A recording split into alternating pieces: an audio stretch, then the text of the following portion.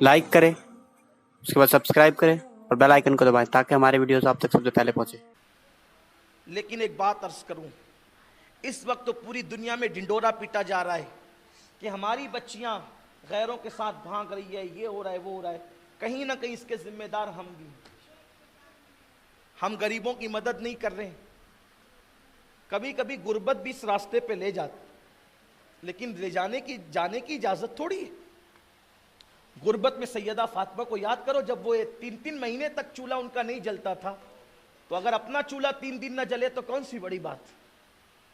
अगर वो 17 पेवन वाली चादर पे गुजारा कर सकती है तो 2-4 पेवन तो हमारे घर की औरतें भी। आज तो फकीर की बेटी भी 17 पेवन वाला नहीं पहनती, बल्कि रसूलुल्लाह की शहजादी के ज़ुहद और तकवे का आलम यह था कि मैं दंग रहता हूं। एक दिन दुपट्टा शरीफ इतना फट गया, इतना फटा कि ओढ़ने के काबिल न रहा।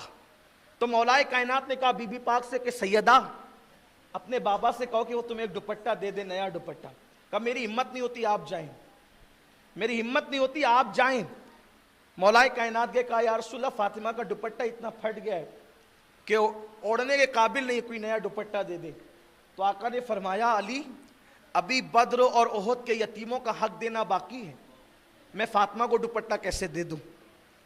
अलबत्ता उससे कहना कि पेवन लगा ले। कब पेवन के लिए घर में कपड़ा भी नहीं है। तो इरशाद हुआ कि घर में कपड़ा नहीं है तो मेरे पास ऊंट का चमड़ा है, ये ऊंट का चमड़ा ले जाकर फातिमा को दे दो और कहो कि ऊंट के चमड़े का पेवन लगाए और अपना दुपट्टा अपने सर पे रखे। जब मौलाए कायनात ऊंट का चमड़ा लेकर के आए तो वो ऊंट का चमड़ा सैयदा ने उसका पेवन लगाया।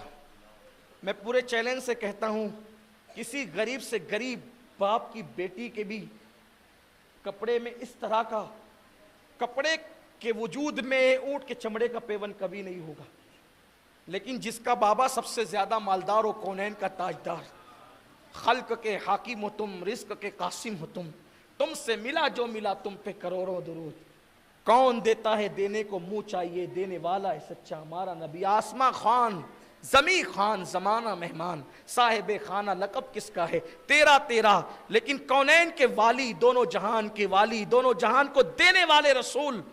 फरमाया मेरी बेटी से कहो ऊंट के चमड़े का पेवन लगा ले। उन्होंने ऊंट के चमड़े का पेवन अपने दुपट्टे में लगाया और फिर उसके बाद जैसे सर पे डाला, हुजूर तशरीफ लाए।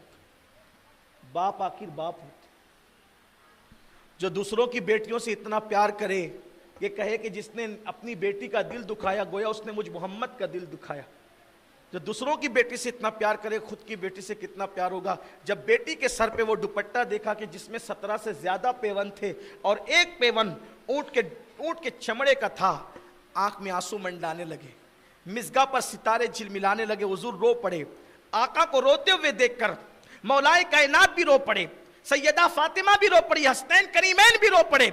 जब सब रोए तो फिर हुजूर ने फरमाया फातिमा, इस बात पर खुश नहीं हो, इस बात पे राजी नहीं हो कि कैसर और किसरा के ताजदारों के लिए दुनिया की दौलत है, मोहम्मद और आले मोहम्मद के लिए जन्नत की नेमत है। तो गुर्बत में किसी के हाथ में हाथ देने या आबरू बेचने की जरूरत नहीं है। लेकिन कसूर अपना भी है, कसूर अपना भी है कि हमने गरीबों की जैसी मदद करनी थी नहीं की। खुद ही कमा रहे, खुद ही खा रहे, गरीबों का ख्याल नहीं। अभी मैंने जुल्करनैन से कहा कि आइंदा मेरे लिए हार नहीं लाना, मैं मना कर रहा हूं, पूरे मुल्क में मना कर रहा हूं, हार मत लाओ। 2 सेकंड पिनाते हो, 50 रुपये, 100 रुपये, 500 रुपये का हार 2 सेकंड के लिए। क्या जिस दिन प्रोग्राम है उसी दिन उतना पैसा गरीबों में तकसीम नहीं कर सकते? मुझे भी सवाब मिलेगा, आपको भी मिलेगा। क्यों ये सब काम करते हो? मत किया करो, मेरे लिए तो मत किया करो। जिनको शौक है उन्हें पिनाओ, वो पहनते रहे। मैं सिद्दीकी फिक्र उनका गुलाम हूं, सिद्दीक अकबर का। सिद्दीक अकबर ने कहा था कि पुराने कपड़ों में मुझे दफन कर दे। क्या कहा?